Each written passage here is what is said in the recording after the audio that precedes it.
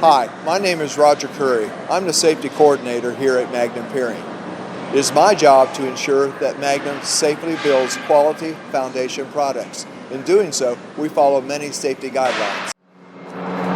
Today we're going to be talking about lockout, tagout. And before we lock out a machine, we want to check our procedures.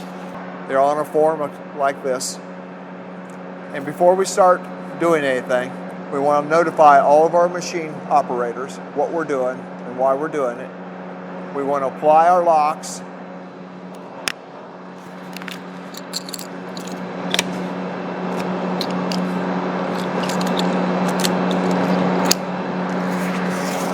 We want to verify our machine is down. Once we've verified, we can perform our maintenance tasks. Once maintenance tasks are completed, we want to remove all tools. We want to remove our locks.